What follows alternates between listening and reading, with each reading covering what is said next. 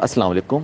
اس video کو like کریں اور شیئر کریں اور ہمارے چینل کو سبسکرائب کریں اور بیل آئیکن دبانا مت بھولیے گا۔ شکریہ۔ اعوذ باللہ من الشیطان الرجیم، بسم اللہ الرحمن الرحیم۔ وَإِن يَتَفَرَّقَا يُغْنِ اللَّهُ كُلًّا مِّن سَعَتِهِ وَكَانَ اللَّهُ وَاسِعًا حَكِيمًا۔ اگر میاں بیوی کے درمیان نہیں بن رہا اور کوئی ایک اپنے حق سے دستبردار ہو جائے اور اس پہ صلح ہو جائے تو صلح کیا ہے؟ بہتر ہے۔ وَالصُّلْحُ خیر، صلح بہتر ہے۔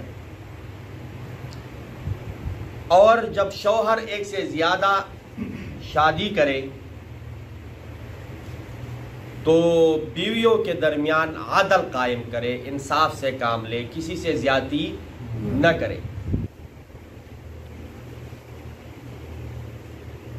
اب خاندان والے، قبیلے والے، رشتہ دار، گھر والے افراد وہ بیٹھ گئے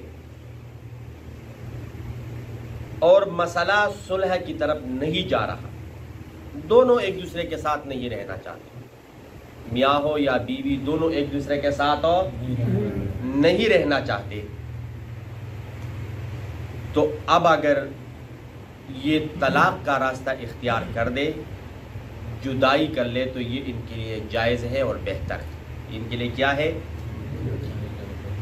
ان فریقین کو اکٹھا کیا جاتا ہے جب دونوں راضی ہو یا دونوں میں کم از کم ایک تو راضی ہو، تو دوسرے کو بندہ منت کرے، سماجت کرے، کسی اور بڑے آدمی کو درمیان میں ڈالے، تو کیا ہوتا ہے؟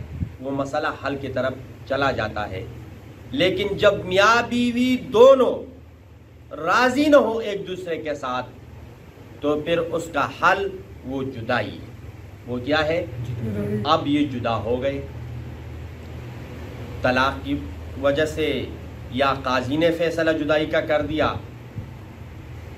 تو اللہ رب العزت ان دونوں کے دلوں کو ایک دوسرے سے غنی کر دیں گے، بیزار کر دیں گے۔ یہ ایک دوسرے کے ابھی محتاج نہیں رہیں گے، یہ ایک دوسرے کے ابھی محتاج ہو۔ دیکھو، جب شادی کے نکاح کے بندھن میں میاں بیوی رشتہ ازدواج میں منسلک ہو جاتا ہے، تو میاں بیوی کے محتاج، بیوی شوہر کے محتاج، اور ایک دوسرے سے الگ رہ ہی نہیں سکتے۔ تو اب جب جدائی ہو گئی، وَإِن يَتَفَرَّقَا، اگر دونوں جدا ہوئے، یغنِ اللہ، اللہ غنی کر دیں گے، کُلًّا مِّن سَعَتِهِ، ہر ایک کو اپنی طرف سے۔ اللہ رب العزت دونوں کے دلوں کو ایک دوسرے سے کیا کر دیں گے؟ غنی کا کیا مطلب؟ یعنی ایک دوسرے کی محتاج نہیں رہیں گے، ایک دوسرے سے بیزار کر دیں گے۔ وَكَانَ اللَّهُ وَاسِعًا حَكِيمًا، اور اللہ رب العزت کوشادہ کرنے والا اور حکمت والا ہے، اور حکمت والا ہے۔ اب اکثر جگہوں پہ یہ دیکھا گیا ہے کہ جب اس طرح واقعہ ہوتا ہے تو پھر لڑکے والے اور لڑکی والے ایک دوسرے کے دشمن بن جاتے ہیں، پھر ایک دوسرے کے ساتھ باتیں بھی نہیں کرتے، حالانکہ مسئلہ سارا افہام و تفہیم سے حل ہو رہا ہوتا ہے۔ جدائی بھی ہو تو مشورے سے طے ہو جاتی ہے، پھر بعد میں ایک دوسرے کے وہ جانی دشمن بن جاتے ہیں اور خون کے پیاسے ہو جاتے ہیں۔ تو ایسا نہیں ہونا چاہیے، ایسا اللہ رب العزت وسعت والا ہے، حکمت والا ہے۔ دونوں کے درمیان نہیں بن رہی تو طلاق کا راستہ دیا ہے کہ طلاق کے ذریعے دونوں کیا کرے؟ جدائی کر دے۔ خاندان والے، رشتہ دار آپس میں بیٹھے اور ان کو جدا کر لے۔ اور اللہ رب العزت وسعت والا کیا مطلب؟ لڑکی کو اچھی جگہ اور رشتہ مل جائے گا اور لڑکے کو کوئی رشتہ مل جائے گا۔ وَلِلَّهِ مَا فِي السَّمَاوَاتِ وَمَا فِي الْأَرْضِ، اللہ ہی کے لیے ہے جو کچھ آسمانوں میں ہے، جو کچھ زمینوں میں ہے۔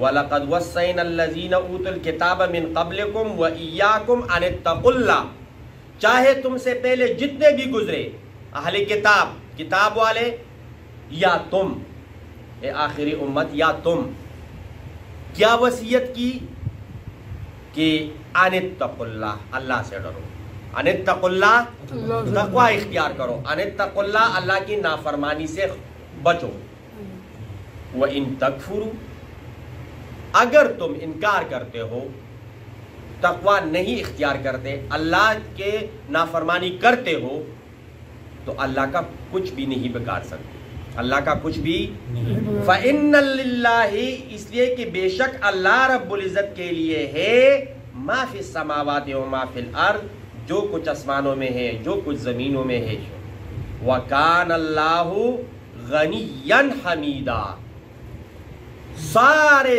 دنیا والے مل کے کوئی بھی تعریف نہ کرے اللہ کی، کوئی بھی یاد نہ کرے اللہ کو، اللہ رب العزت اس چیز سے غنی ہے، اللہ رب العزت اس چیز سے کیا ہے، باقی سارے محتاج ہے، اللہ رب العزت صمد ذات ہے، بے نیاز ذات ہے، حمیدہ لائق تعریف ہے، کوئی اس کی تعریف کرے یا نہ کرے، کوئی اس ہم جو تعریف کر رہے ہیں اصل میں ہم اپنے فائدے کے لیے کر رہے ہیں، ہم اگر رسول اللہ صلی اللہ علیہ وسلم پہ درود شریف بھیجتے ہیں، اس کا تذکرہ کرتے ہیں، تو اپنے فائدے کے لیے کرتے ہیں، قیامت والے دن حساب کتاب شروع نہیں ہوگا، لوگ کس پیغمبر کے پاس جائیں گے، آپ لوگوں نے مشہور سنا ہوگا، آدم علیہ السلام، یہاں تک کہ نبی علیہ السلام کے پاس لوگ پہنچ جائیں گے، حساب کتاب شروع کرے، اللہ سے ریکویسٹ کرے، درخواست کرے، تو نبی علیہ السلام انکار نہیں کریں گے یا کسی اور کی طرف نہیں بھیجیں گے، بلکہ سجدے میں گریں گے کہ حساب کتاب شروع کیا جائے۔ تو کیوں؟ تاکہ اس قیامت والے دن بھی ہم نبی علیہ السلام کی خدمت میں جب جائیں گے تو کس لیے جائیں گے؟ اپنے فائدے کے لیے، کہ حساب کتاب جلدی شروع ہو۔ تو ہم اللہ کی تعریف کرتے ہیں اپنے فائدے کے لیے، اللہ کی خدائی میں، خدا کی خدائی میں کوئی بڑائی نہیں آتی، اور اگر سارے نافرمان ہو جائے تو اللہ رب العزت کی خدائی میں، بادشاہت میں کوئی کمی نہیں آتی۔ تو حمیدہ لائق تعریف ہے، ہم ایک دوسرے کے یار آپ بہت پیاری گاڑی بنائی، تو ہم تو کسی مستری کی تعریف کرتے ہیں، لیکن یہ حقیقت میں اللہ کی تعریف ہے۔ اس مستری کو کس نے بنایا؟ اللہ نے۔ کوئی اچھا خوبصورت گھر ہے، ہم کہتے بہت زبردست انجینئر ہے، اور انجینئر کی تعریف کرتے ہیں، تو اس انجینئر کو کس نے بنایا؟ تو یہ ساری جتنی بھی دنیا میں تعریفیں ہو رہی ہے، جو جس کا تعریف کر رہے ہیں، یہ سارا ڈائریکٹ اور یا انڈائریکٹ اللہ کی تعریف ہے۔ وَلِلَّهِ مَا فِي السَّمَاوَاتِ وَمَا فِي الْأَرْضِ، یہ 3 مرتبہ وَلِلَّهِ مَا فِي السَّمَاوَاتِ وَمَا فِي الْأَرْضِ، اللہ ہی کے لیے ہے، اللہ ہی کے لیے ہے، اللہ ہی کے لیے ہے، جو کچھ آسمانوں میں ہے، جو کچھ زمینوں میں ہے، وَكَفَى بِاللَّهِ وَكِيلًا، اللہ رب العزت ہی کافی ہے بطور کارساز، اللہ رب العزت ہی کافی ہے بطور کارساز۔ تو ہمیں بھی چاہیے کہ ہمیں کوئی بھی مسئلہ درپیش ہو، وہ گھریلو ہو یا کاروباری ہو، گھر کے اندر والا ہو یا گھر سے باہر کا ہو، قرآن اور حدیث میں اس کو ڈھونڈے، کس سے پوچھے اور اس پر عمل کرنے کی کوشش کرے، تو انشاءاللہ دنیا میں بھی برکت ہی برکت، اور آخرت میں بھی ہم جہنم سے بچ جائیں گے اور اللہ کے رضا کے مستحق ٹھہریں گے۔ اللہ رب العزت قرآن اور حدیث پر عمل کرنا ہمارے لیے آسان فرمائے۔